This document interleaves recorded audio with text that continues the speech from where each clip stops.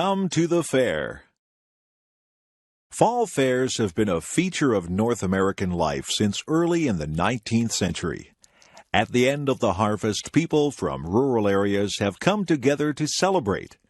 Usually, these fairs take the form of a competition regarding the best of all farm products of that year. Depending on the part of the country and its most important crop, fall fairs can begin as early as August or as late as November. They usually last several days. When the United States and Canada were organized, they were divided into small units called counties. Larger units were called states or provinces. Many of the best-known fairs are county fairs or state fairs. There are also smaller local fairs and larger ones too, like the Canadian National Exhibition in Toronto, Ontario.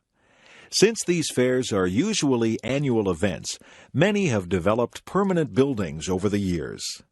Most of these are large barn-like structures. These buildings are used to display new products for farm life, such as tractors, home furnishings, and water systems. Several barns are usually necessary to house all the horses, cows, pigs, goats, sheep, chickens, and other animals in competition. There must also be room to display all the vegetables, berries, and fruits in competition. Finally, there is space for handicrafts, artwork, baked goods, and jams and jellies. Usually there is a grandstand, which is a stage with wooden seats around it. Here, entertainers perform for an audience during the fair. Country and Western singers are usually popular at fairs, but so are comedians, clowns, dancers, and musicians. There may also be other contests, such as a beauty competition for Queen of the Fair, tests of strength for the men, or pie-eating events. Most fairs also have a racetrack, which is used for horse racing, or in some cases, auto racing. Fairs have helped to improve animal breeds, and races encourage the breeding of fast horses. Plowing contests test the strength and steadiness of horses, and so do pulling contests. This spirit of competition has led to improvements in all areas of farming. Every kind of grain, fruit, vegetable, berry, and animal is tested, and only the best win a ribbon. This encourages fairness to improve their products. Farm women compete to produce the best homemade food and crafts. Many kinds of fruit and vegetables are stored in glass jars for the winter. The best of these also receive prizes. Most fairs have a dining area where there is good food served to the public. The goal of improving farming is sponsored by the governments of Canada and the USA. 4-H clubs are youth organizations that encourage farm children to take an interest in farming. 4-H clubs aim at improving the heads, hearts, hands, and health of their members. There are also women's organizations, such as the Women's Institutes in Canada, which work to make the life of farm families better. Fall fairs have taken over the idea of the midway from the circus. The midway has rides like Ferris wheels, merry-go-rounds, and roller coasters. It also has games of chance and skill, such as trying to throw a small hoop over a large bottle. One nice thing about fall fairs is that they are fun for the whole family. Children enjoy the midway and the farm animals. Women like the crafts, food, and household exhibits. Men like the machinery, the horse races, and the crop exhibits. Everyone likes the grandstand shows. Nowadays, not so many people live on farms, but people from towns and cities still enjoy going to fall fairs. They are part of our North American heritage. Hiroshima. North American children know about Hiroshima. They are taught about the dangers of nuclear war. Sometimes they learn the details of the damage that was done. They learn about what happened at 8:15 a.m. on August 6, 1945. People were eating breakfast, children were going to school, and adults going to work. There was a blinding flash of light, a scorching heat, and a mushroom cloud rose up. People close to the explosion were instantly vaporized. Many of those further away would die from burns and radiation. 60,000 houses were destroyed immediately. One concrete structure remained standing, although it was damaged. The local government left the atomic dome standing as a memorial to the explosion.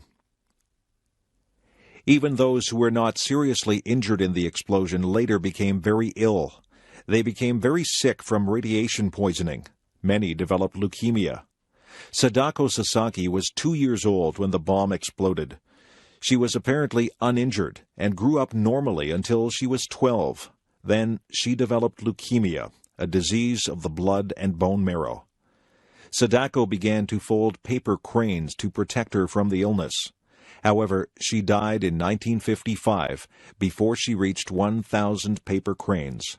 Her example inspired the Children's Monument at Hiroshima. There is a peace museum in Hiroshima which has objects left by the explosion. These include bottles, metal, stones, and tiles, twisted into strange shapes by the heat. There are objects on which people were vaporized, so that their shape appears like a shadow on the material. There are bits of burnt clothing and many photographs. Why was the bomb dropped? World War II was a long and bitter war. The rules of war, which said not to kill civilians, were forgotten. Hitler bombed London, hoping to break the spirit of the English. Then England bombed Germany to destroy the factories and kill the people who worked in them. Americans wanted revenge for the Japanese attack on Pearl Harbor. The U.S. government had spent $6 billion developing the A-bomb and wanted to use it. Some say that they also wanted to warn the Russians not to cause trouble for America. When American forces advanced on Japan in 1945, they had to decide what to do. Would Japan surrender, or would they fight to the last soldier? American leaders feared that they might lose many men by an invasion. Dropping the atomic bomb would end the war very quickly. President Truman made the decision to use it. Since then, most people have felt that this decision was wrong. It was such a terrible thing to do to people, children, old people, women, men, and babies. Hiroshima inspired many people to try to ban the bomb. They wanted to ensure that atomic bombs would not be used again. Even some of the scientists and air crews involved in making and dropping the bomb at Hiroshima wanted it banned. Perhaps if we can all remember what happened that day, there will be no more Hiroshimas. Niagara Falls. Niagara Falls is one of the world's leading tourist attractions. Millions of people around the world visit here each year. Summers at the falls are especially busy, with traffic jams and parking problems. However, the falls are beautiful in winter, too. Many have asked why people travel so far to see water falling over a cliff. The size and beauty of Niagara Falls help to make it special. While many falls are higher than Niagara, very few are as wide or have such a volume of water. It also helps that Niagara is relatively easy to travel to. When the first Europeans came to Niagara, the falls were surrounded by forest. The noise of the falls could be heard miles away before they were actually seen. The first visitors were filled with horror at the sight. Later, fear ceased to be the main emotion inspired by the falls. Later, visitors were impressed by the beauty and grandeur of the falls, which overwhelmed them with wonder. By the 1830s, people were able to come to the falls by railway. As more and more people came, the tourist industry developed. Early tourism was not well regulated, and there were many complaints about cheats and swindles. Today, there are similar complaints about tourist junk and high prices.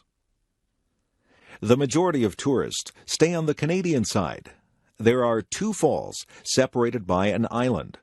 Since the Niagara River forms the boundary here between Canada and the United States, each country has one of the falls.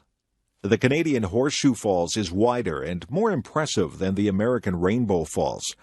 About 9 times more water goes over the Canadian falls.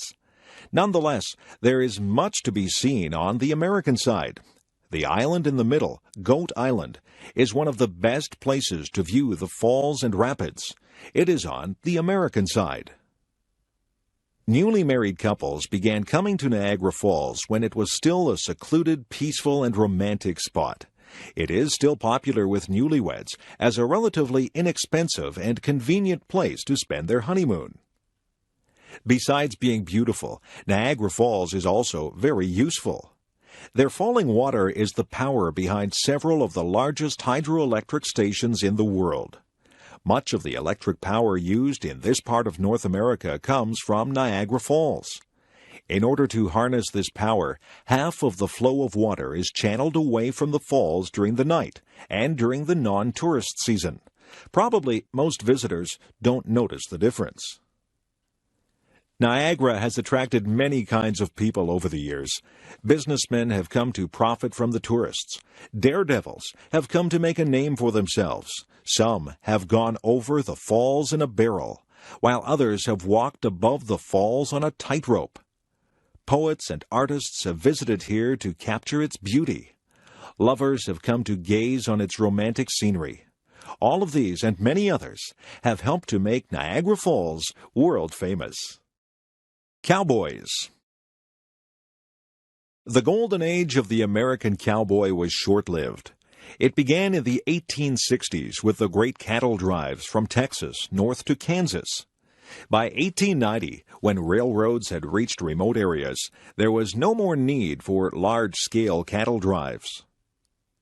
Of course, cowboys have a history before 1860. In fact, there were Mexican cowboys long before that. The Spanish conqueror of Mexico, Hernán Cortés, brought cattle with him in 1521. Cortés also branded his cattle with a three-cross design. The Spanish sharp-horned cattle roamed the deserts and prairies freely. Eventually, they found their way to Texas. American settlers in Texas interbred their animals with the Spanish breed. The Texas Longhorn cow was the result. It was famous for its bad temper and aggressiveness. The longhorn was a dangerous animal, with each of its horns measuring up to 3 1/2 feet long. After the American Civil War ended in 1865, disbanded soldiers who were former black slaves and young men seeking adventure headed west. At that time, there were about 5 million cattle in Texas. Back in the East, there was a big demand for beef. By this time, railways from the East extended as far west as Kansas. It was still more than 600 miles from South Texas to the railway. Between the two places, there were rivers to cross, Indian tribes, badlands, and other problems. A fur trader named Jesse Chisholm had driven his wagon north in 1865. Cowboys and cattle followed the Chisholm Trail north to Abilene, Kansas. This cattle trail became the most famous route for driving cattle until it was barred with barbed wire in 1884. In 1867, cattle dealer Joseph G. McCoy built pens for 3,000 cattle in the little town of Abilene. Soon, Abilene was the most dangerous town in America. After the long cattle drive, cowboys who had just been paid went wild. Sheriff Wild Bill Hickok tamed Abilene in 1871 by forcing cowboys to turn over their guns when they arrived in town. Other towns replaced Abilene as the wildest town in the West: Newton, Wichita, Ellsworth, and Dodge City. In Kansas, a herd of 3,000 Texas Longhorns might sell for $100,000, making the rancher rich. The cowboys might get $200 in wages, which often disappeared on drink, women, and gambling. Getting cattle to Kansas was far from easy. One of the biggest difficulties was getting the herd across rivers, especially when the river was high. There were no bridges. In 1871, 350 cowboys driving 60,000 cattle waited 2 weeks for the water level in the Red River to go down. Food for men and animals was also difficult to find at times. An early cattleman developed the chuck wagon, which were both a supply wagon and a portable kitchen. In the 1870s, there were probably 40,000 cowboys in the West. After the prairies were fenced in, there was less work. Large ranches still employ cowboys to round up the cattle for branding or for sale. Even today, about 20,000 cowboys still work in North America. George W. Bush, Jr. George W. Bush, Jr. was inaugurated as the 43rd President of the United States on January 20th, 2001. Of course, people knew that he was the son of the 41st President, George H. W. Bush. He had also been governor of Texas since 1994. However, aside from this, he was not very well known outside of Texas. Why then did so many people want him to run for president in 2000? Many Republicans thought that the Democrats could be defeated in 2000, but they themselves lacked a candidate with strong appeal. As the election approached, leading Republicans worried about whom to support. Some of the most powerful Republicans were state governors. They began to look around at each other for a possible candidate. Most eyes turned to George W. Bush, the governor of Texas. In November 1998, Bush was re-elected as governor by an impressive margin. By now, Bush was the leading Republican candidate in the polls.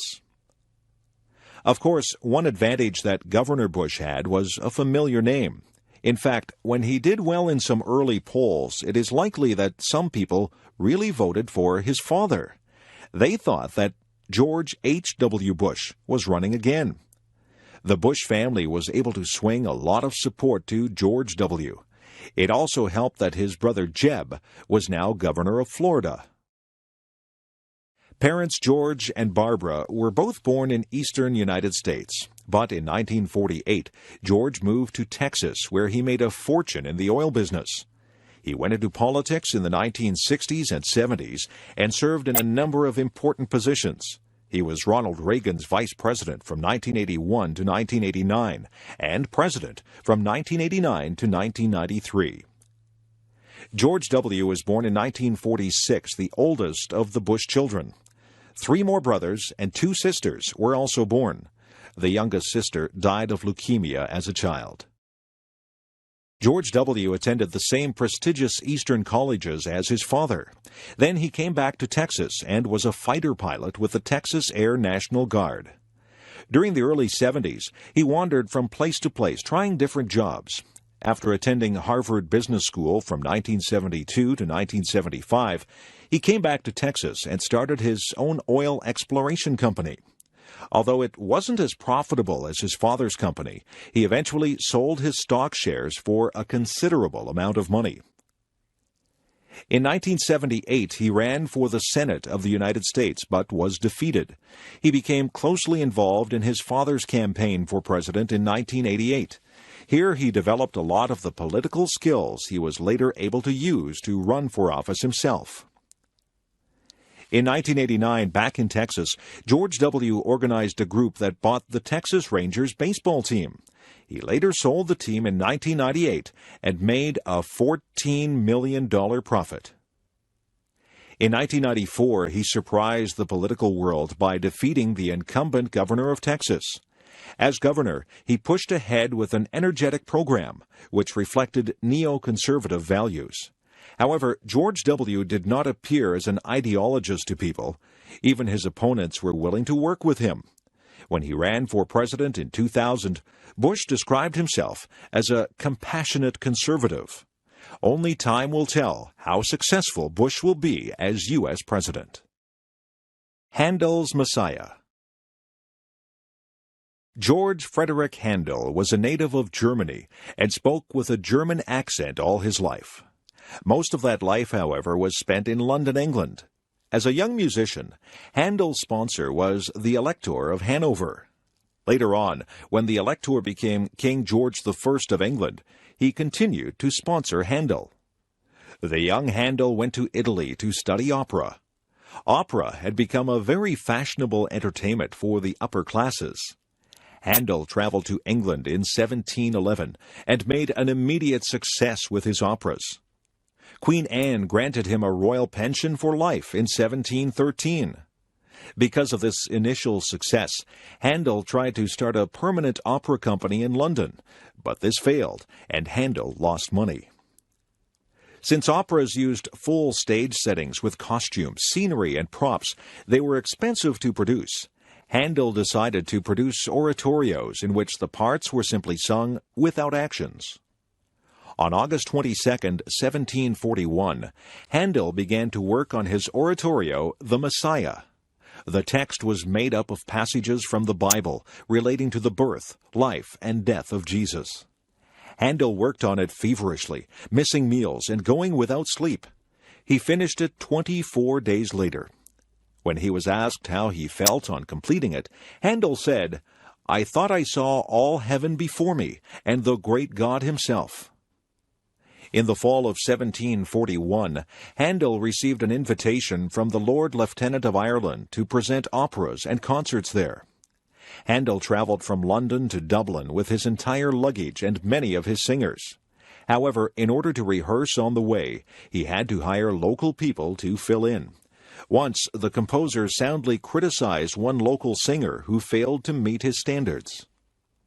Handel was warmly received in Dublin, where his concerts were sold out. Even his rehearsals were considered newsworthy by the local papers.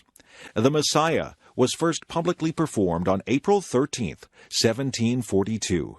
700 people squeezed into a 600-seat theater to hear it. A notice had requested that ladies attend in hoopless skirts, and that gentlemen come without their swords. A Dublin paper reported, "Words are wanting to express the exquisite delight it afforded to the admiring crowded audience." All proceeds were donated to charity, as the church choirs had refused to participate except on those conditions. Handel returned to London in August 1742 and prepared the oratorio for the London stage. The Messiah made its London debut on March 23, 1743, with King George II in the audience. It was during the Hallelujah chorus that the king jumped to his feet and so initiated a tradition that has lasted ever since. With such oratories, Handel was able to re-establish his popularity and restore his finances in London. The Messiah continued to be performed. After conducting it on April 6, 1759, the old composer collapsed and had to be carried home. He died 8 days later. The Messiah remains Handel's most popular work, combining wonderful music with inspiring religious sentiments. The biblical text speaks of hope and salvation, and the music allows the text to soar into angelic songs. Ireland. Ireland is an island in the Atlantic Ocean, just west of Britain. For much of its history, it has been an advantage to Ireland to be far from the mainland. The Romans or the other early empires never conquered Ireland. It was the remoteness of Ireland that helped preserve much of Christian and classical culture. After the fall of the Roman Empire, wandering tribes destroyed much of what remained on the continent. Finally, it was Ireland's turn to be invaded. First, the Norsemen, or Vikings, attacked during the 800s and 900s. Then, in the 1100s, the English invaded Ireland. Since that time, there has always been an English presence in Ireland. The conflict between the English and the Irish grew worse in the 1500s. Then the English became Protestant, and the Irish remained Catholic. In the 1600s, Oliver Cromwell tried to make Ireland Protestant by driving out the Catholics and bringing in Protestant settlers. In the centuries following, Irish Catholics had very few rights in their own country. The Catholic Irish were not allowed to vote until 1829. Since Irish Catholics were not allowed to own land, they were poor tenant farmers. They paid rent to the English landlords. The main food crop in the 1840s was potatoes. When these became infected by blight, thousands of Irishmen starved. Many others were evicted from their dwellings because they couldn't pay the rent. Hundreds of thousands of Irish took ship for North America.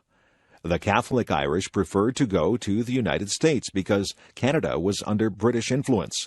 However, many Protestant Irish went to Canada. The influence of the Irish on North American culture has been very great in many areas. Prominent Irish Americans include Presidents John F. Kennedy and Ronald Reagan. Meanwhile, in Ireland itself, a strong independence movement developed. A rebellion against England in 1916 began a struggle that resulted in independence for most of Ireland. Some Protestant areas in Northern Ireland preferred to stay with England. Republican groups such as the Irish Republican Army wanted to liberate the North from British rule. Nowadays, conflict between Protestants and Catholics is limited to these northern counties. Constant attempts are being made to bring the conflict there to an end. Meanwhile, the Irish Republic of Ayr has become prosperous again.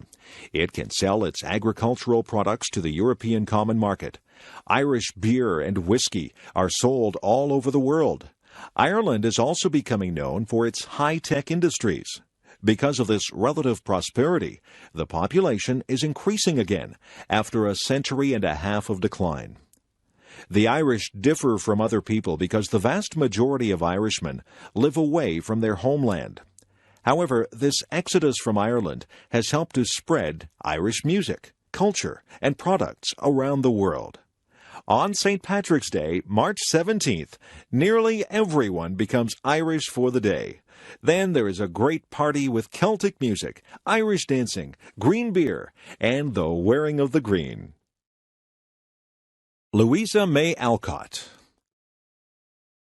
New England in the early and middle years of the 19th century had a flourishing culture. People were passionately interested in ideas and education. Most New Englanders were strongly opposed to slavery. They were also concerned about other social issues. New ideas resulted in new kinds of writing. These ideas included the importance of doing what seemed right for them, no matter how different it was from what other people thought. People also believed that nature gave them guidance in our lives, and that it was important to live close to nature. These and other ideas were expressed through teaching and writing. Bronson Alcott was one of those who looked at the world in a new way. He looked for work as a teacher so that he could pass on his ideas to others. However, very few parents wanted Mr. Alcott to teach their children, and very few people were interested in hearing his speeches or reading his books. As a result, the Alcott family was very poor. Fortunately for Bronson, he married a very capable and energetic woman. Mrs. Abigail Alcott helped to earn money to support the family and did most of the work involved in looking after the 4 Alcott girls. The oldest daughter, Anna, was quiet and serious. She rarely got into trouble and was a good helper at home. The second daughter was Louisa May Alcott, who became a writer. She was adventurous and cared very little for rules. She was always saying and doing things that got her into trouble. The third daughter, Elizabeth, was very kind and good-natured. All the others loved her. As a young woman, Elizabeth had a severe case of scarlet fever and never fully recovered. She died at age 23. The youngest sister, May, was talented, but she was rather spoiled. Because there was never enough money, the Alcott girls felt pressure to work at an early age, but this did not stop them from having fun. Louisa wrote little plays that she and her sisters performed at home. They all enjoyed the woods and ponds around Concord, Massachusetts, where they lived most of these years. When they moved back to Boston in 1848, Anna took a job looking after other people's children, and Louisa looked after the house. Meanwhile, their mother worked outside the home. While working on laundry or sewing, Louisa was thinking up stories. At night, she would write them down. When she was 18, she began selling poems and stories to magazines. Within 10 years, Louisa was earning a substantial income from writing. One day, her publisher suggested that she write a story for girls. At first, Louisa didn't like the suggestion, but when she started to write, the ideas came rapidly. Her book was based on her own family and her own childhood. Little Women was published in 1868 and was an immediate success. The March family was very much like the Alcotts. Mrs. Alcott resembles Marmee. Meg is like Anna, and Jo is like Louisa herself. Beth is based on Elizabeth, and Amy on May Alcott. Many of the situations in the book happened to the Alcott family. Nonetheless, many characters and incidents were invented. Little Women and its sequel opened up a new kind of writing for children. While these books did have a moral, they were more lively and interesting than earlier children's writing. Little Women inspired many writers later to write more realistic accounts of childhood. Niagara-on-the-Lake. Niagara-on-the-Lake is a little town at the mouth of the Niagara River. It is only 12 miles north of Niagara Falls. It used to be true that very few tourists would bother to travel from the falls down to Niagara-on-the-Lake. Nowadays, however, the little town itself is a major tourist attraction. The town has a remarkable history. The area played an important role in both the American Revolutionary War and the War of 1812. As a result, the little town has two forts, Fort George and Fort Mississauga. When Fort George was reconstructed for the public in the 1930s, Niagara-on-the-Lake got its first big tourist attraction. Because Niagara-on-the-Lake was the first capital of Ontario, it has many significant firsts. There was the first parliament in the province, the first legal society, the first library, the first newspaper, the first museum building, and many more firsts. Besides its history, the town, which is bordered by Lake Ontario and the Niagara River, has beautiful scenery. On a summer's day, visitors can watch the sailboats going out the river to the lake. On the land side, Niagara is part of the fruit belt of Ontario. Peaches, pears, apples, cherries, and strawberries grow here in abundance. There are also long rows of vines, and winemaking has recently become a major industry. The mild, humid climate allows plants to flourish. The trees, especially the oaks, grow to remarkable heights. Flowering trees and shrubs perfume the air in the spring. Gardens are often spectacular for much of the year. Because of this, Niagara-on-the-Lake attracts many painters and photographers. Many of the private homes also have a long history, and great care is taken to keep them looking their best. The biggest single attraction is the Shaw Festival Theatre. The festival was founded in 1962 by a group of Shaw enthusiasts. Early productions were often held in the historic courthouse on the main street, and plays still take place there. In 1973, however, a new 861-seat Shaw Theatre was built at the south end of town. Since then, traffic to Niagara-on-the-Lake has been steady all through the long summer season. In 1996, Niagara-on-the-Lake was voted the prettiest town in Canada. Partly, it is the scale of things that makes the old town so attractive. The old town is only about 8 blocks long by 8 blocks wide. It has a population of little more than 1,000 people. Nonetheless, there is a lot for people to do and see. There are many interesting shops, old hotels, bookstores, art galleries, museums, a golf course, a marina, historic churches and cemeteries, several parks, 3 theaters, and lots of restaurants. Because it is small, Niagara-on-the-Lake is a good place to walk around or bicycle around. There are also horse and wagon rides. Although the main street can be hectic in tourist season, one doesn't have to go far off the main street to get in touch with an older, slower time. Most of the downtown buildings haven't changed much since the days of Queen Victoria, and tourists can still imagine that they are back in the days before computers and television. Newspapers. All the great cities in the world now have newspapers. But newspapers, as we know them today, are not that old. The very first newspapers began long after the invention of printing. They started in Europe in the 1600s and were usually only a couple of pages long. For a long time, newspapers were not very common. Governments didn't want public discussion of their policies and decisions. Often, they closed down papers or taxed them heavily. The stamp tax on newspapers and pamphlets was one of the causes of the American Revolution. Newspapers began to grow in size when they discovered advertising as a source of income. Nowadays, advertising is the main revenue source for most newspapers. As newspapers became more widely circulated, they could ask for more money for their advertisements. By the late 18th century, newspapers were in common use in Europe. The 1800s and early 1900s was the golden age of newspapers. Improvements in transportation, communication, and printing processes made it easier to collect news from near and far, and to publish papers more quickly and more cheaply.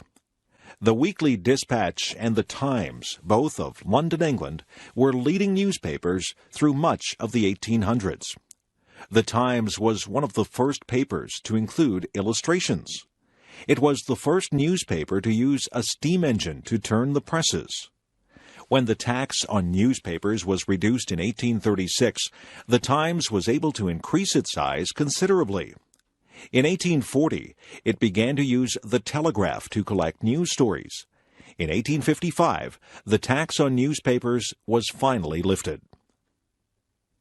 The Times made its greatest reputation during the Crimean War between Britain and Russia.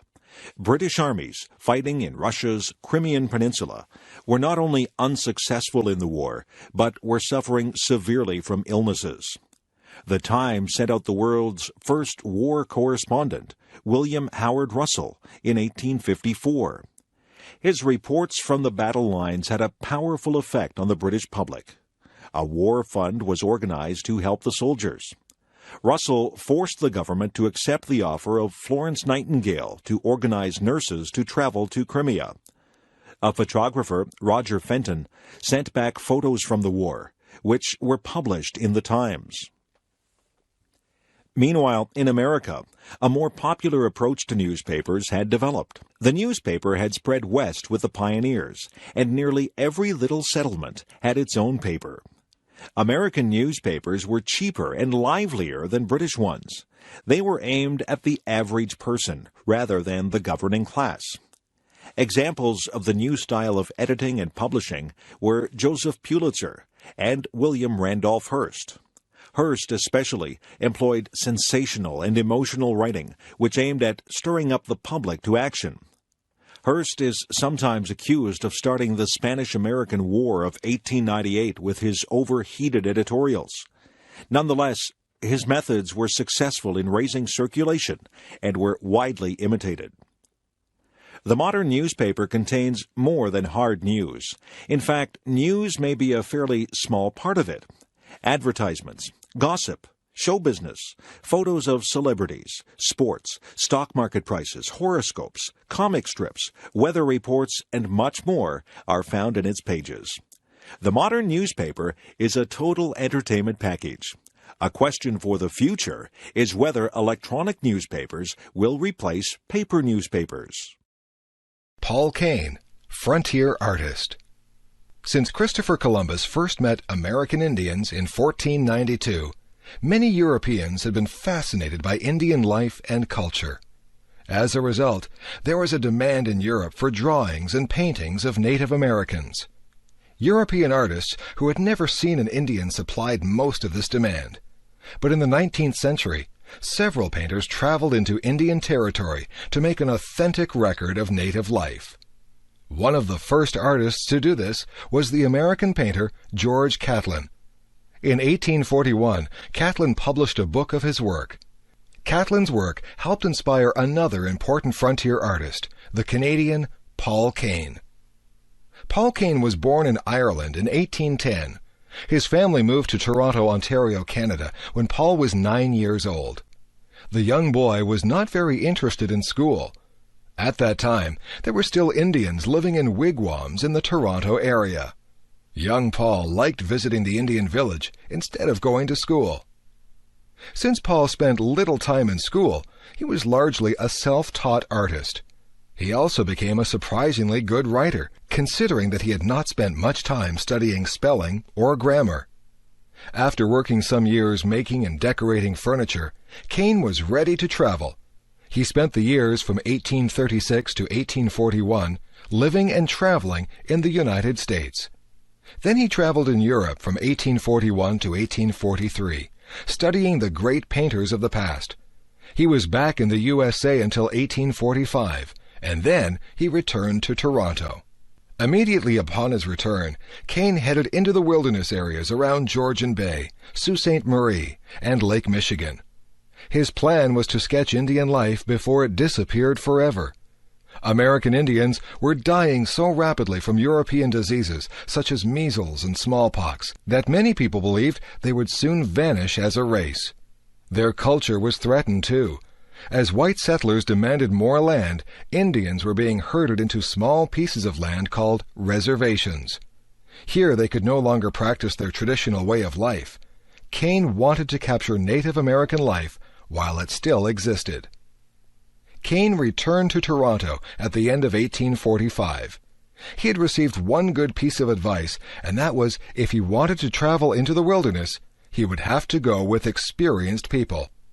He was able to get the support of the governor of the Hudson's Bay Company, Sir George Simpson. In May 1846, Kane joined the annual canoe fleet of fur traders going west. Kane would travel all through the wilderness areas of western Canada and northwestern USA. During this time, he made hundreds of sketches of Indian life. Although Kane faced incredible hardships during his travels, he was able to see what he wanted to see. He was able to take part in one of the last great buffalo hunts and killed 2 large bison himself. Traveling west with the fur traders, he visited many forts and trading posts. He saw and painted a prairie fire. He shot a grizzly bear at close range and killed several wolves that attacked his horses. He learned to travel long distances on snowshoes in winter. Finally, he arrived at the Pacific Coast, where he made some fine drawings of the West Coast Indians. European diseases had reached there just before Kane. 1,500 Indians had died near Fort Vancouver in the summer of 1848. One wealthy chief had ruled 1,000 warriors and had 10 wives, 4 children, and 18 slaves. Now, he had only 1 wife, 1 child, and 2 slaves. Kane had not come too soon. However, there were tribes still unaffected by Western culture and Western diseases. Kane also traveled widely around the Columbia River in northwestern USA. Everywhere he went, he sketched Indian chiefs and scenes of native life. On his return trip, he encountered a large war party of 1,500 braves on the warpath against their traditional enemies. He was able to sketch the leading chief, Big Snake, who was later killed in single combat during the battle. When he arrived back in Toronto, Kane gave an exhibit of his sketches and watercolors. Most of the rest of his life was spent turning these drawings into finished paintings. Plains Indians. The best-known picture of an American Indian is a warrior in buckskin riding a horse, wearing a headdress of eagle feathers, and carrying a spear or bow and arrow. This is a picture of a Plains Indian, and it appears in many Hollywood westerns and on the American 5-cent piece. There were many tribes of Plains Indians, for the Northern American prairies or plains stretch from the northern forest of western Canada down to the states of Oklahoma and Texas in southern USA. It's interesting that our image of the Plains Indian is only true for the last couple hundred years. It was not until the 1600s that Plains Indians began to ride horses. There were no horses in America until Spanish soldiers brought them in the 1500s and 1600s. Some of these horses escaped and ran wild on the prairies of America. It was these wild horses that the Plains Indians learned to tame. Before they had horses, the Indians hunted buffalo on foot. Buffalo were huge bison or wild cattle which traveled in very large herds. A big herd might have millions of buffalo. It was difficult to cross the prairie because these animals blocked your way. The Plains Indians had various ways of killing buffalo. Before they had horses, Indian hunters would quietly creep up close to the herd. Then they would fire their arrows together. There was always the danger that the herd would stampede and trample the hunters. Another method was to drive the buffalo over a steep cliff. There are a number of places on the plains where this was done. Once the Plains Indians had horses, they preferred to hunt buffalo on horseback. When the tribe started to use guns, they could kill many buffalo. Artist Paul Kane describes a buffalo hunt in the Red River Valley in 1846. The hunters carried their bullets in their mouths so that they could shoot faster. They could ride right into the herd, shooting at close quarters. They would drop an article of clothes on the slain buffalo to mark it for themselves. Then they would continue the hunt. After the hunt, the Indians would skin the animals, and the women would dry the meat and store it in fat. A single hunt might kill more than 30,000 buffalo. The Plains Indians received nearly everything they needed from the buffalo. Of course, they used buffalo meat for food. They also used the buffalo skins for clothing, blankets, and the covering of their teepees. These teepees were cone-shaped tents, which were easy to put up and take down. The Plains Indians were nomadic and followed the animals they hunted. Since these animals were plentiful, Plains Indians usually led a comfortable life. They developed complex religions and social rituals, as well as specialized societies or clubs. There were also rituals and customs for hunting and warfare. Many Plains Indians fought hard against the settlement of the Great Plains. The American government discouraged the hunting of buffalo because without the buffalo, the Plains Indians would not be able to fight. With the buffalo disappearing, the Plains Indians had to give up fighting and move into government-sponsored reservations. Pocahontas and John Smith. In 1606, King James of England approved the establishment of 2 colonies along the eastern coast of America. The northern colony in Maine lasted only a year. The southern one at Jamestown in Virginia became England's first permanent settlement in America. In 1607, the Virginia Company sent 104 settlers to Virginia. The settlers lived in tents all summer. By September, more than 60 were dead because they lacked good food or water. The leaders of the colony were not energetic and did little to make the settlers find food. One member of the company, Captain John Smith, was determined that the colony would survive. Smith pressured the colonists to build huts, a storehouse, and a church. He made daring trips to Indian villages, demanding that they give the settlers food in return for beads and copper. He threatened settlers who were trying to leave the colony and go back to England. On one of his trips to the interior, Indians attacked John Smith. They killed his 2 companions, but captured him alive. He was taken first to the local chief. This chief was impressed by Smith's compass and spared his life. His captors dragged Smith from village to village. He finally arrived at the town belonging to Powhatan. Powhatan was a great chief for all of the tribes in that region. Powhatan and his advisers talked about what to do with Smith. Suddenly, Smith was dragged forward, and his head was pushed against a stone. The warriors raised their clubs to kill Smith. Then Pocahontas, who was Powhatan's 12-year-old daughter, begged for his life. Her words had no effect, so Pocahontas ran to Smith. She took his hand in her arms and laid her own head against his head. Smith was released and went back to Jamestown. Soon after Smith returned, 100 new settlers from England arrived.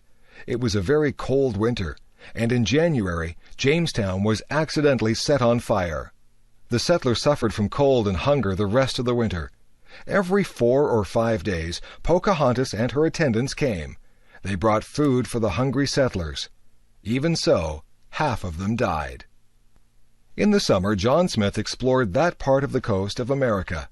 He made a map that would be very valuable for future sailors and settlers. On his return, Smith was elected leader of the colony at Jamestown. However, some settlers did not like having to follow rules.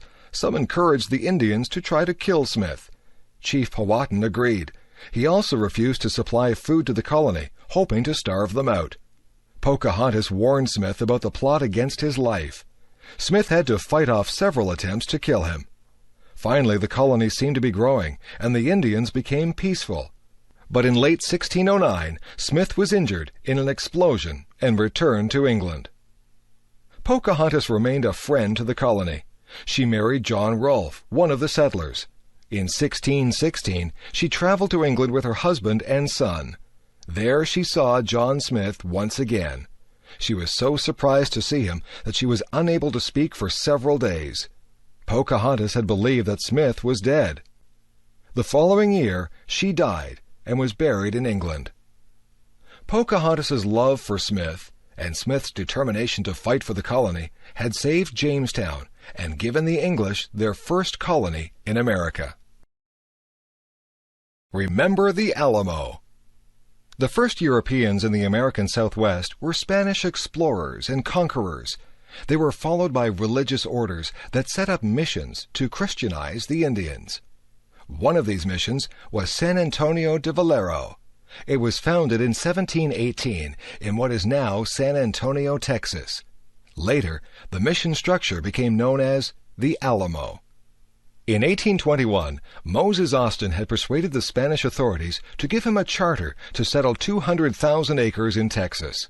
The elder Austin died shortly after this. 5 weeks later, his son Stephen Austin traveled to San Antonio to have this charter confirmed by the Spanish governor. In 1822, Austin led 150 settlers into Texas. When Austin learned afterwards that Mexico was now independent of Spain, he journeyed to Mexico City to have his charter reconfirmed. The Mexicans appointed Austin regional administrator for his colony.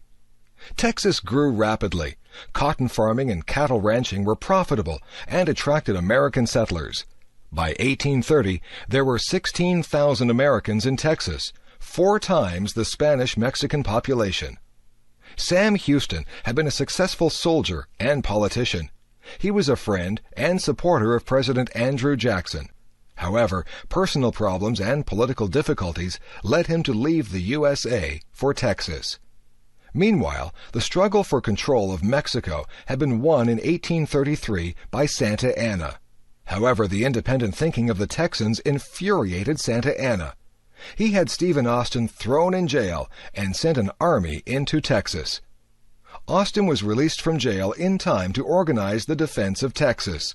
The Mexican army was besieged inside the Alamo, and after fierce fighting, surrendered. The Mexicans were allowed to go home. Sam Houston was now elected the state's supreme commander. Not long after this, Santa Anna approached Texas with an army of 6,000 men. Houston decided not to meet Santa Anna in open battle, but to wait for an advantage. He sent frontiersman Jim Bowie to the Alamo. Bowie's orders were to leave San Antonio and destroy the Alamo. When Bowie arrived, however, Texas volunteers were preparing the Alamo for a siege. Bowie and his men pitched in to help. Other volunteers came. The fiery William Travis arrived with 25 men. Then the famous frontiersman, Davy Crockett, came with a dozen Tennessee sharpshooters.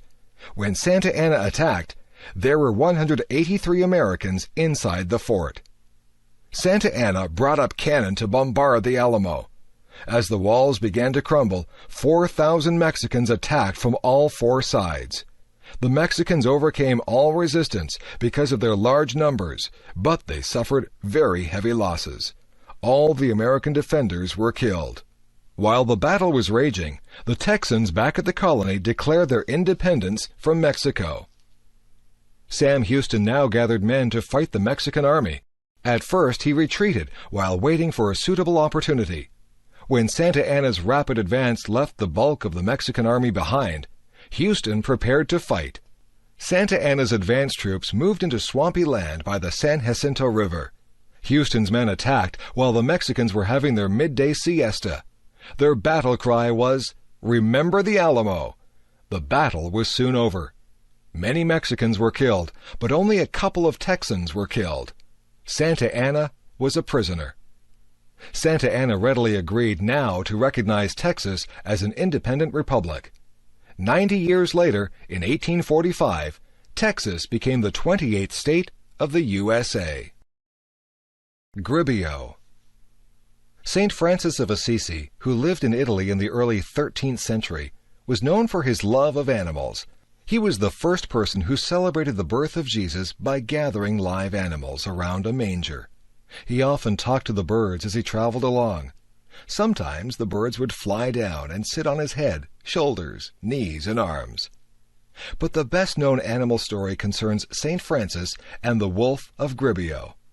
Saint Francis was known for his humility and his unwillingness to hurt anyone. Once, when one of his followers spoke harshly to some bandits, Saint Francis told the man to run after the bandits and apologize. In the same way, Saint Francis thought of animals as his brothers and sisters. Once, when he was warned about some dangerous wolves, he replied that he had never harmed Brother Wolf and didn't expect the wolf to harm him. While Saint Francis was staying in the hill town of Gribio, he heard about a large, fierce wolf. The townspeople were terrified of this wolf and had eaten both domestic animals and humans. Saint Francis decided to help the people and went out to talk to the wolf. The people watched in horror as the wolf came running to attack Saint Francis. But the saint made the sign of the cross. Then he said to the wolf that, in the name of Jesus, it should stop hurting people. The wolf then lay down at Saint Francis's feet. Saint Francis addressed a little sermon to the wolf. He recounted all the terrible things that the wolf had done, but he added that he wanted to make peace between the wolf and the townspeople. The wolf nodded its head in approval. In return for the wolf's agreement to keep the peace, Saint Francis promised him that he would arrange for the townspeople to feed him. When he asked the wolf never again to harm any person or animal, the wolf nodded again. Then the wolf put out its paw as a sign that it would keep its promise. The wolf walked beside Saint Francis back into Gribio. When a crowd assembled, the saint preached to them about how God had allowed the wolf to terrify them because of their sins. He told them to repent, and God would forgive them. Then he spoke of the promise that the wolf had made, and what he had promised the wolf in return. The people agreed to feed the wolf regularly, and the wolf again indicated that it would not hurt anyone. Again, it put its paw in St. Francis's hand. The wolf and the people kept the agreement. 2 years later, the wolf died. The people remembered how it no longer hurt anyone, and that not a single dog ever barked at it. The townspeople of Gribio lamented its death. Whenever it went through town, it had reminded them of the virtues and holiness of St. Francis. Summertime. In North America, July and August are holiday months. Most schools and colleges are not in session then. Families look for activities to keep the children amused. Although not all workers get a full 2 months of holidays, most people take a holiday in the summer. The summer begins with a national holiday. In Canada, July 1st is Canada Day. In the USA, July 4th is Independence Day. A lot of families are soon on the road. Some travel to cottages by the lake. Some go sightseeing or camping. In Canada especially, the summers are short, so people try to make the most of them. In much of Canada and parts of the northern USA are woodlands dotted with lakes. These regions of rocks, rivers, pine trees, and wild animals are not usually suitable for farming. However, they are ideal places to spend a summer holiday. They are far from the cities. The woods are quiet and peaceful. People fish, go boating or swimming, have barbecues outside, or play outdoor sports. Some people spend their whole summer at the cottage. Others go for a week or two.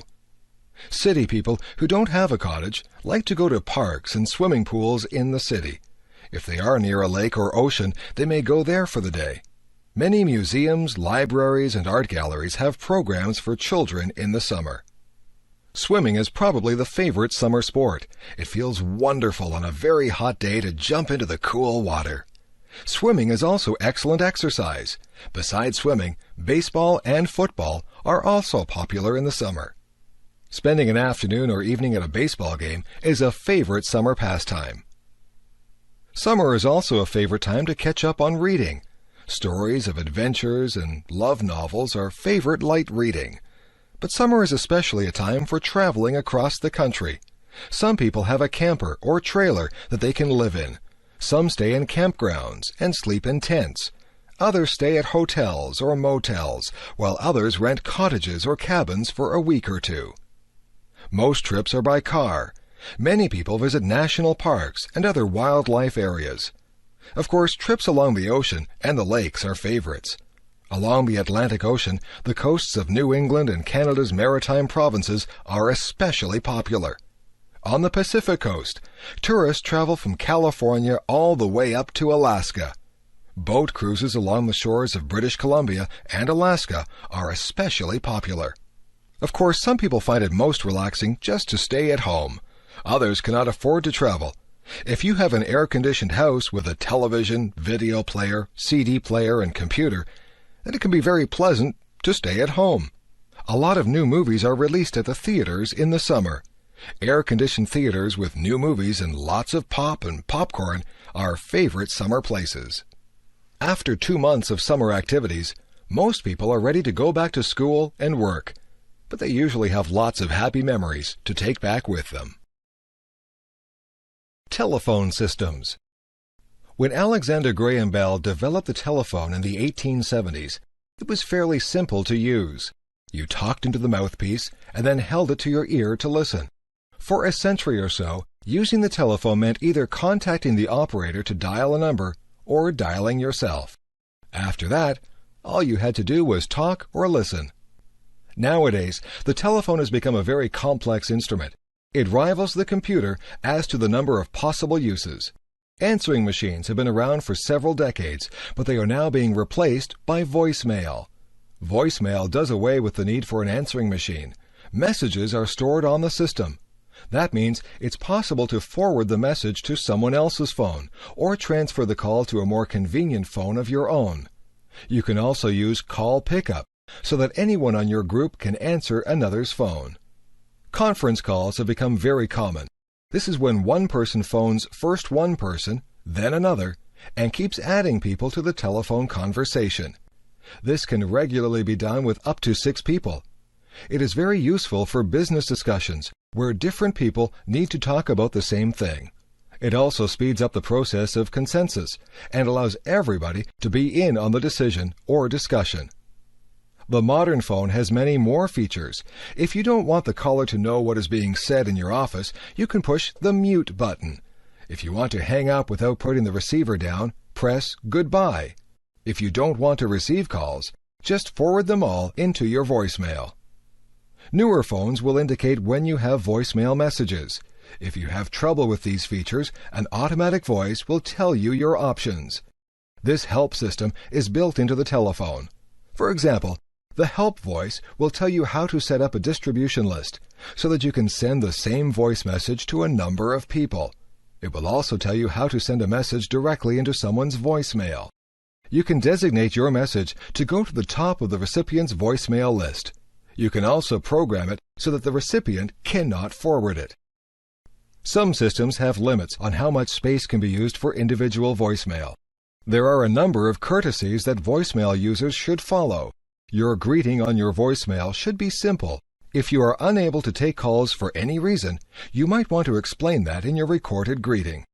If you are on vacation, you might want to include that information in your greeting. Don't use voicemail as a way to avoid answering the telephone. Some people use voicemail to screen calls. This can be annoying to someone who can never contact you directly. Check your messages regularly and reply to them promptly. Enjoy the telecommunications revolution. Texas. The state of Texas is famous for having the biggest and best of everything. Before Alaska became a state, Texas was the largest American state. It was also famous for its huge cattle ranches. Cotton is a major crop, but much of the wealth comes from oil and gas. People think of Texans as being wealthy because there have been lots of cattle and oil millionaires. In the late 19th century, Texas cattlemen used to drive their herds north to Kansas. There, a train to the east shipped the cows. Eventually, the railroad came to Texas, and the great cattle drive stopped.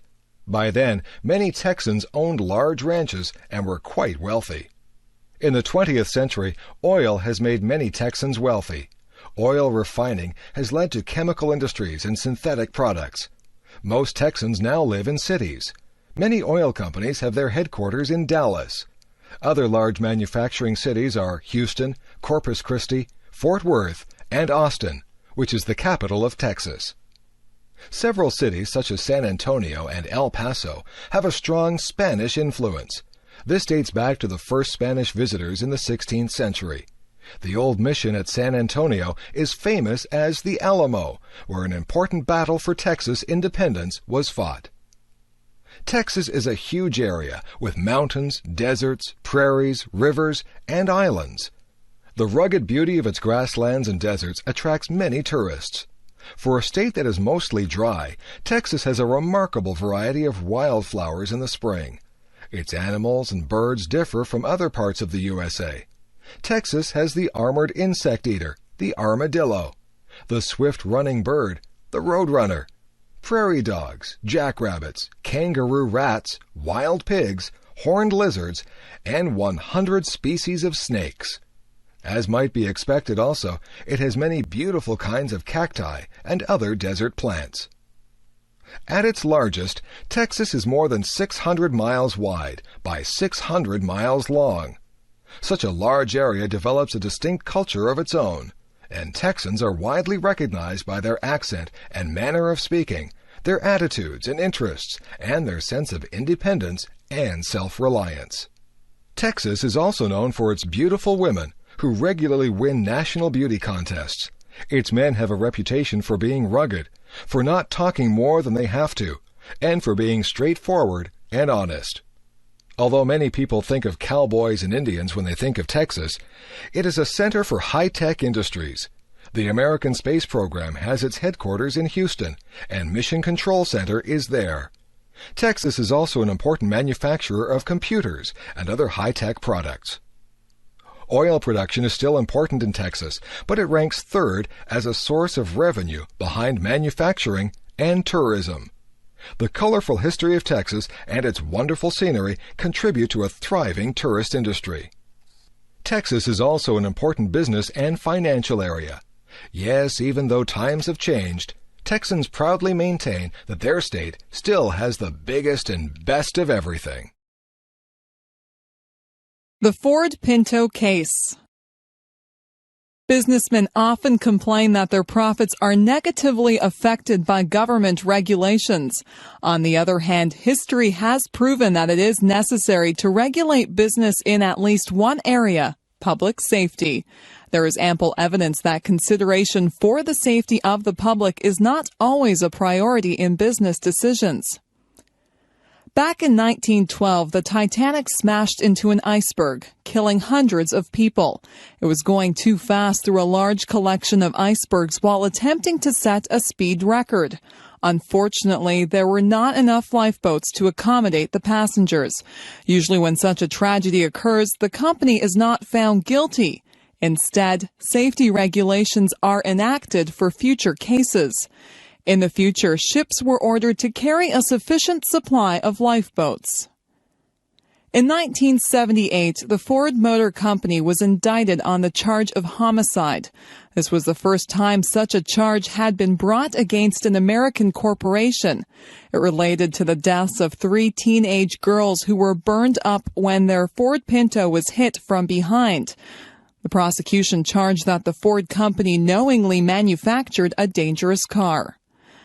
Behind this story is the pressure on Ford to produce a small car to compete with imported vehicles.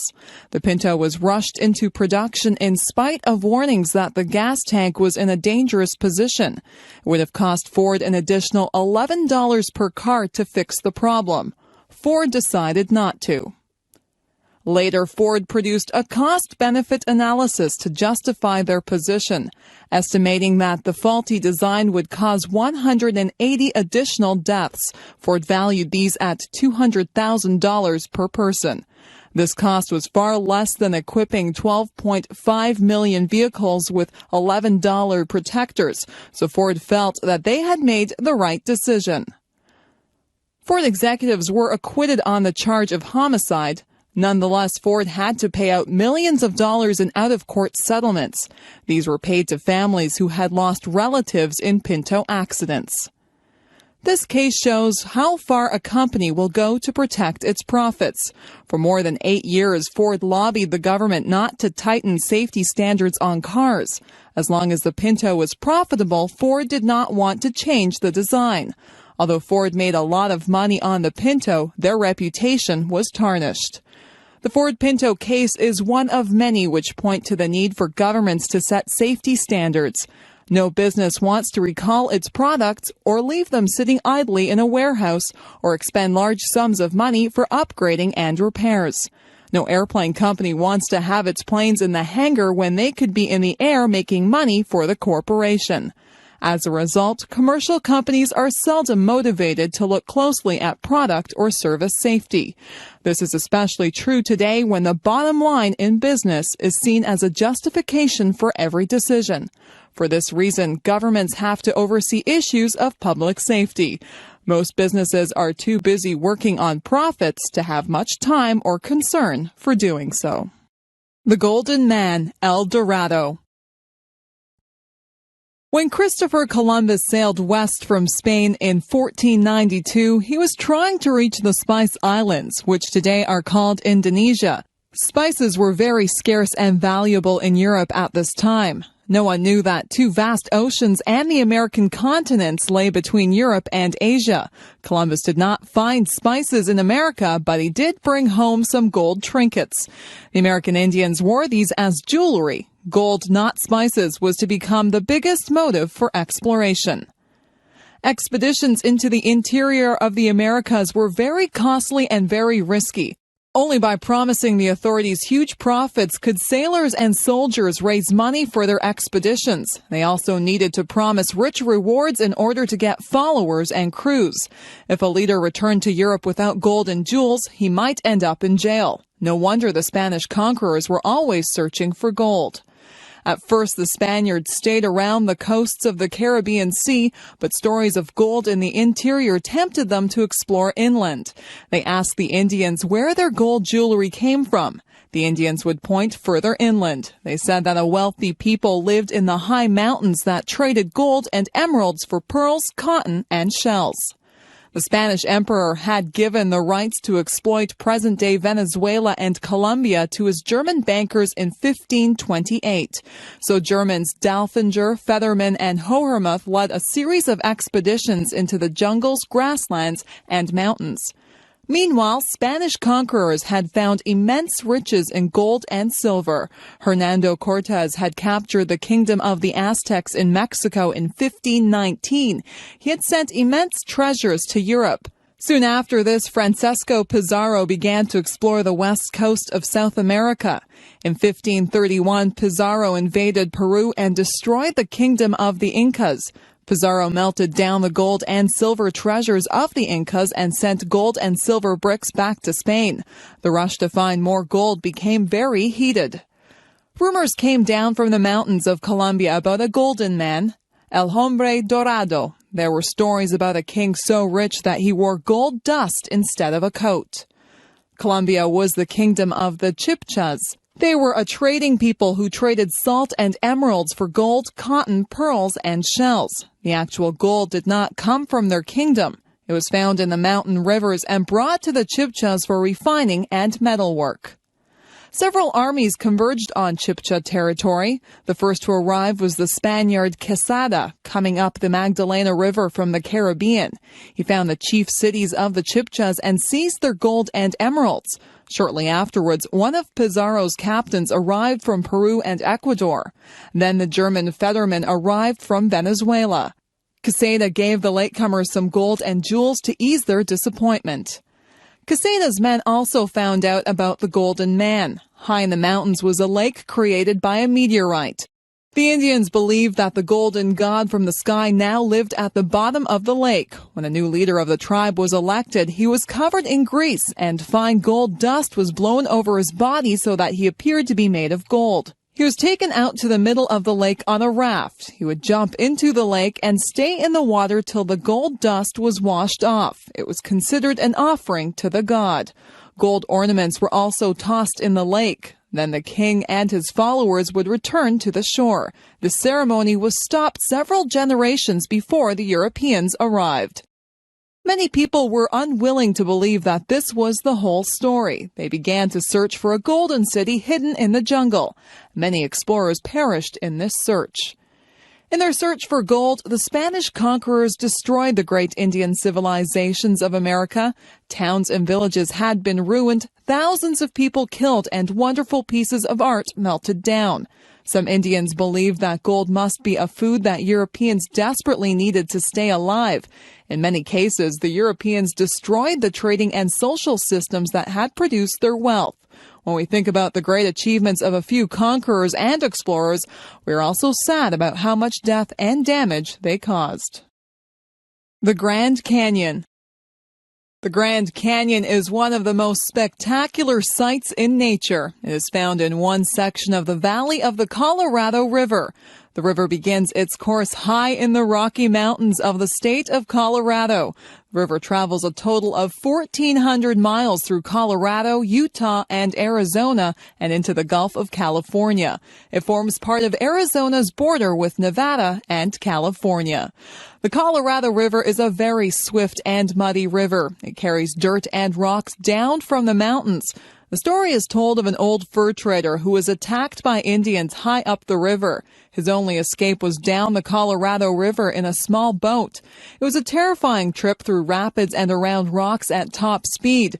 The fur trader was found some days later in very rough shape hundreds of miles down the river. No one would believe that he had come so far so fast. The Grand Canyon stretches for about 250 miles in the state of Arizona.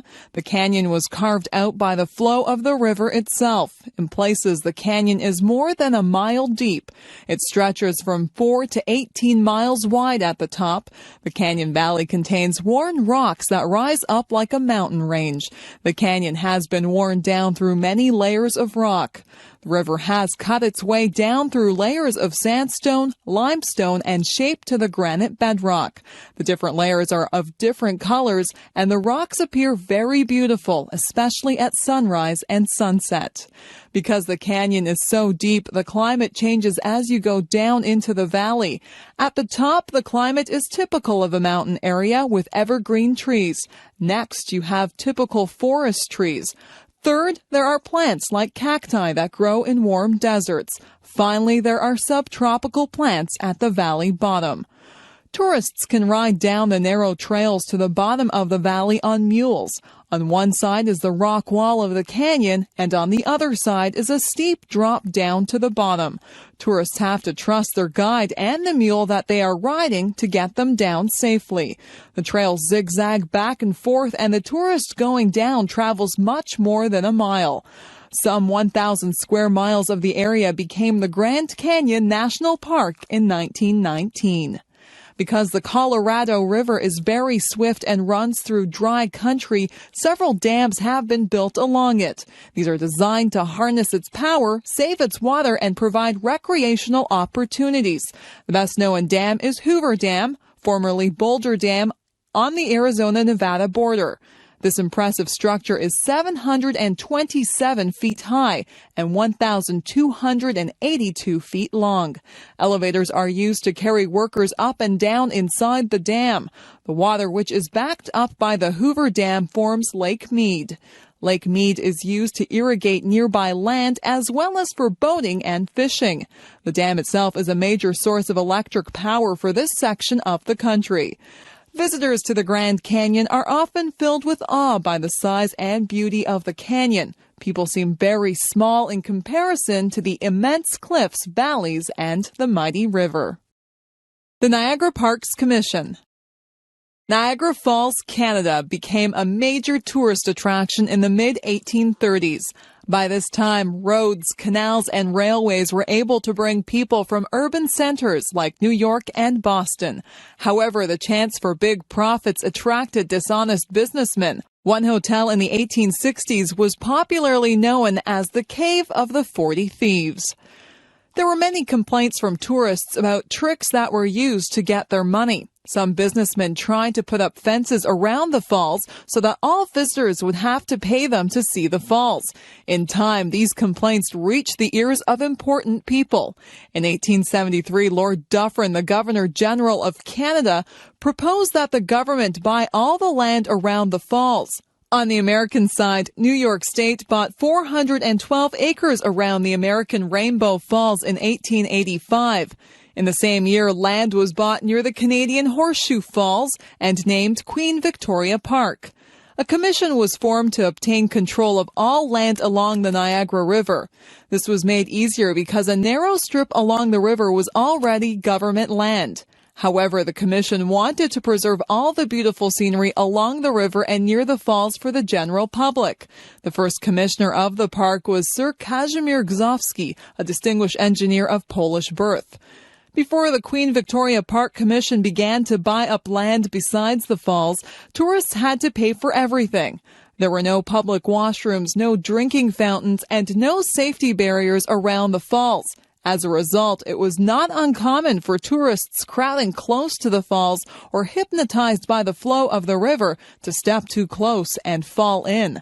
The commission took care of these problems and also set up parks and picnic areas. In 1927, the commission's name was changed to the Niagara Parks Commission. It now supervises numerous attractions and parks from Niagara-on-the-Lake on Lake Ontario down to Fort Erie on Lake Erie. Each section of the 56-kilometer stretch of Niagara Parks has its own places of interest. These are joined by the Niagara Parkway, a road that runs the whole length of the river. Sir Winston Churchill called the Parkway the prettiest Sunday afternoon drive in the world. The Niagara Parks Commission operates restaurants, parks and gardens, rides, museums and historic houses, golf courses, native sites and gift shops. Near the falls are restaurants, parks, greenhouses, the journey behind the falls, and the Maid of the Mist boat ride. North of the falls at Niagara Gorge are the Spanish Arrow car ride and the Great Gorge Adventure. The commission also operates a school of horticulture with large gardens. Queenston Heights is a park commemorating one of Canada's heroes, General Isaac Brock. In nearby Queenston are historic houses connected with two other important Canadians, Laura Secord and William Lyon Mackenzie. The commission also operates two historic forts dating from the War of 1812, Fort George and Old Fort Erie. The Niagara Parks Commission has played a major role in making Niagara Falls and the Niagara River one of the leading tourist areas in the world. The commission shows how governments can work to make visits to natural wonders like Niagara Falls a good experience for the general public. The Welland Canal. Before railways and automobiles became common, transporting goods over long distances was a difficult chore. In early North America, roads were often bad or non-existent.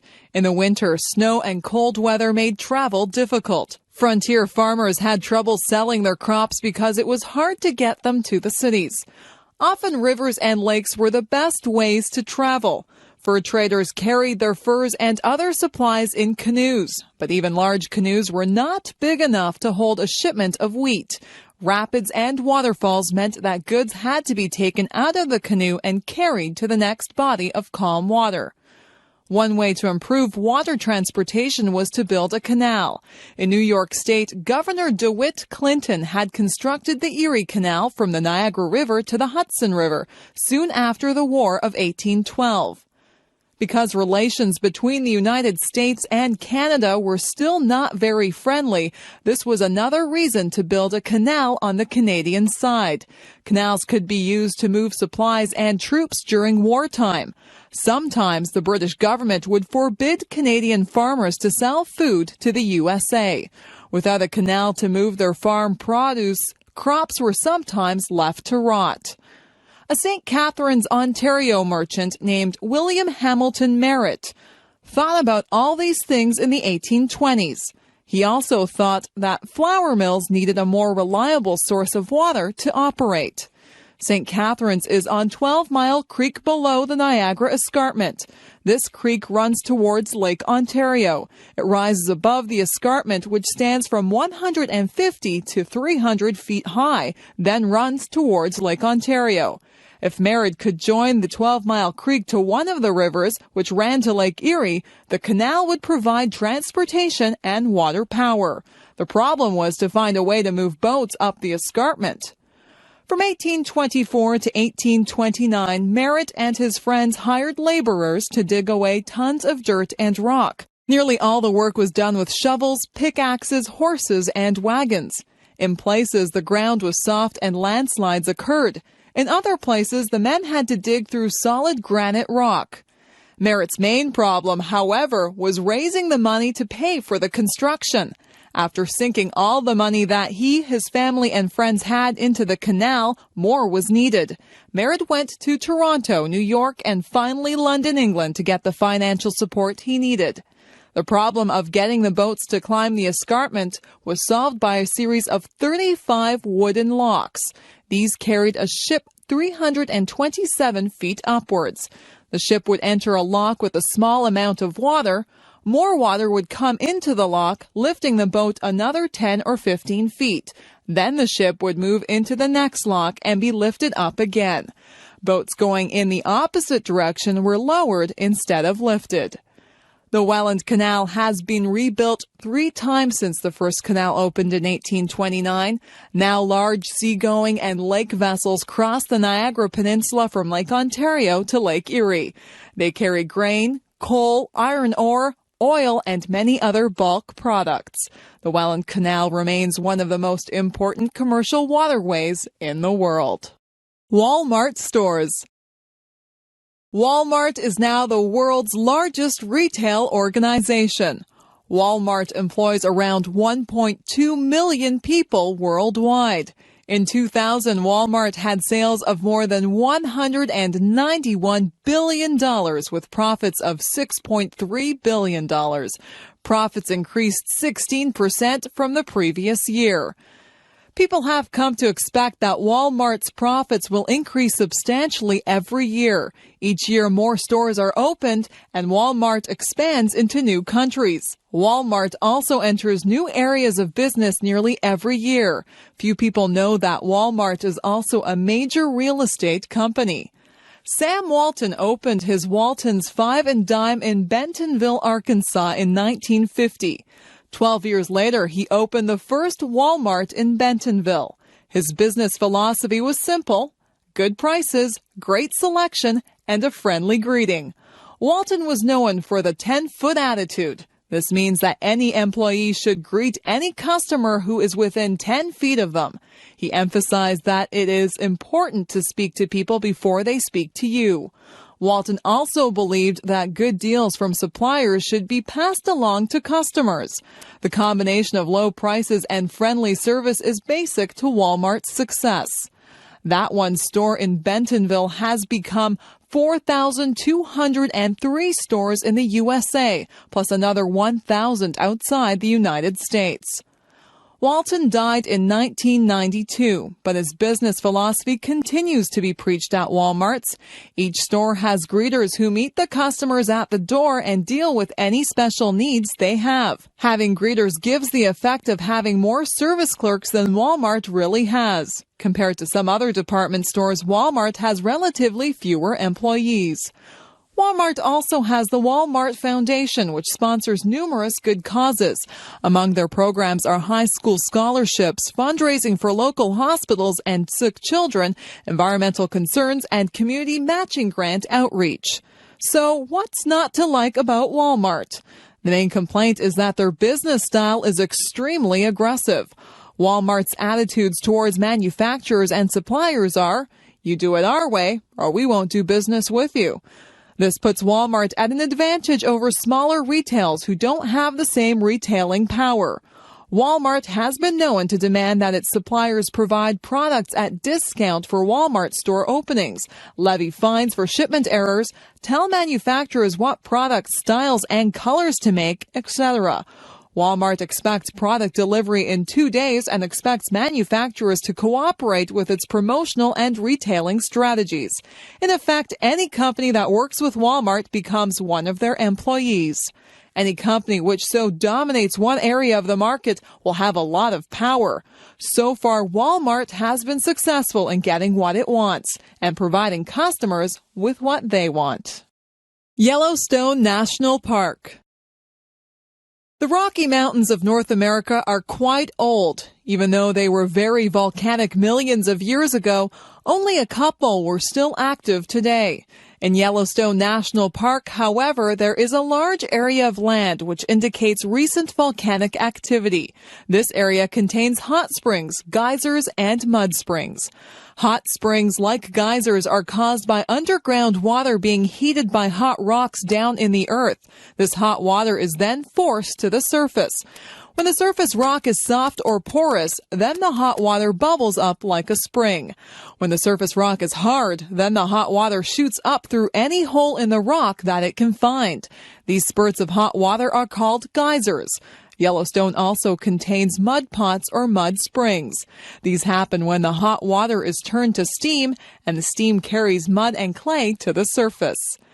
Yellowstone Park is high up in the Rocky Mountains of Wyoming. Very few white people went there until the 1860s. It is said that Indians avoided the area because they thought that evil spirits lived there. In 1869, 3 men from Montana decided to explore this remote area. They were very impressed with its natural wonders and talked about it to others. 2 other exploring expeditions followed in the next 2 years. These visitors were so enthusiastic about the beauty and majesty of Yellowstone that they asked that it be made a national park. At that time, there was no national park system in America. Nonetheless, in 1872, the American government agreed to set aside these lands as a public park. Why were the early visitors to Yellowstone so impressed? First, the scenery is spectacular. The Yellowstone River has created its own Grand Canyon through years of eroding its rocky banks. It is the yellow color of these canyon walls that gave Yellowstone its name. The area has many waterfalls, including the 308-foot-high lower falls in the Yellowstone River. There are many beautiful lakes, and the largest is Yellowstone Lake. The area is rich in wildlife. Among the mammals are black bears, grizzly bears, elk, moose, mule deer, bison, bighorn sheep, coyotes, pronghorn antelope, beaver, and wolves. Birds, especially waterfowl, are common all year. These include the trumpeter swan, blue heron, cormorants, bald eagles, osprey, pelicans, Canada geese, and many kinds of ducks. Sport fish are also plentiful. About 80% of the forest consists of lodgepole pine, but there are many other evergreens. Wildflowers are numerous and varied. But the chief attractions are the geysers and hot springs. They occur in what was a very volcanic area 1 million years or so ago. Here, hot molten lava from the center of the earth has remained close to the surface of the earth. This lava heats the surface rocks, which in turn heats the underground water. The heated water shoots up to the surface as geysers or bubbles up as hot springs. The most famous geyser is Old Faithful, which shoots its plume of water 150 feet into the air every 65 minutes or so. The eruption lasts up to 5 minutes. There are 200 geysers in Yellowstone Park, and about 50 of them are spectacular. Some shoot their spray over 200 feet high. Visitors from all over the world are delighted that this region has been preserved as a national park. Student newspapers. In North America, most colleges and universities, as well as many high schools, have a student newspaper.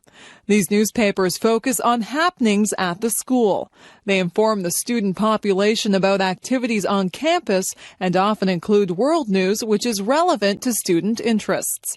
In addition, there are opinion pieces by the student editors, which reflect their views on the school and the world. Sometimes these editorials oppose the way that the school is being run. Occasionally, school officials will try to shut down or censor student papers if they find their writing embarrassing or offensive. But usually these disagreements are resolved by discussion.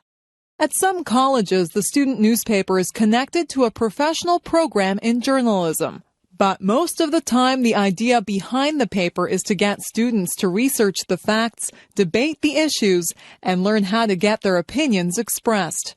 If these students go on to become professional journalists, that is fine, but it is not really expected. You might wonder whether enough things happen at a college to fill out a weekly paper. Yes, indeed. Schools and universities reflect the real world. There are often problems with the budget and cuts to programs. New buildings go up or are torn down. Policies change, tuition goes up, classrooms become crowded, and personnel come and go. University morale and funding often reflect government policies and social attitudes. These tie the college to the larger world. Editorials often comment on how national and world events affect the university. At the same time, there are many things going on within the university. Construction disturbs classes, offices are broken into, computers are stolen, accidents happen in the parking lot, students die on the roads during the holidays, sports teams win or lose, graduation takes place, students and instructors win awards, plays are put on, distinguished visitors speak, rock bands are in concert. Then there is always the question of student rights and responsibilities. What kinds of student behavior are unacceptable? Should the university pay attention to student activities off campus?